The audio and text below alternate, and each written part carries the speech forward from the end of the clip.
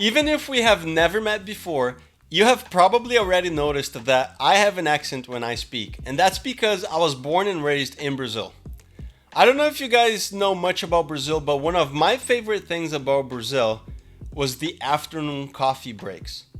Around 4 p.m. every day, people will stop and have coffee together, but it's more than just coffee.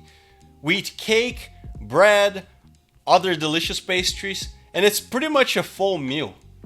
Before my grandma passed away, I used to go to her house every day to have coffee with her.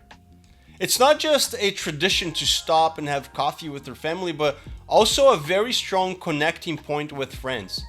You might see somebody you know at the grocery store or call a friend you miss and say, come over for coffee, or can I go to your house for coffee?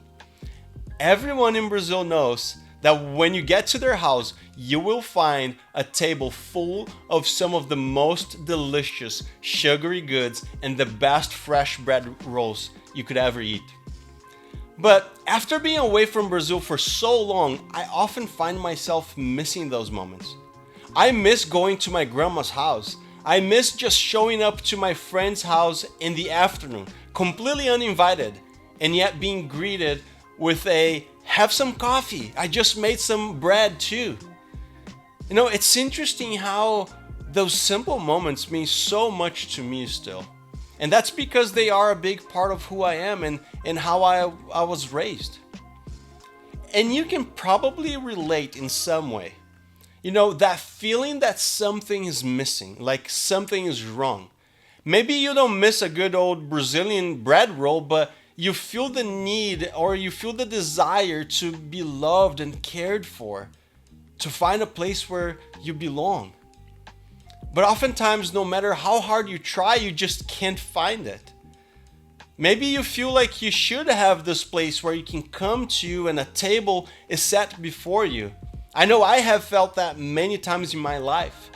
And we try to find that love, acceptance, and belonging in many different places, but it's just never enough.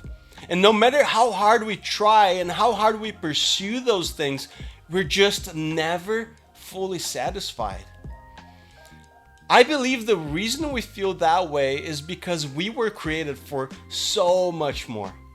I believe that our need to feel loved and our need to belong somewhere actually point us back to the reason we were created in the first place. You know, the accent you hear coming out of my mouth points to the place where I came from. And it's a sign and an indication that I come from somewhere else. And being from somewhere else also causes me to long for things I can't always have. And you know, you and I have things in our lives that point to how life is supposed to be. Our need for love, acceptance, the emptiness inside. They tell us something's wrong. And that's because we were created by a good God who loves us unconditionally and who created us to be in a relationship with Him.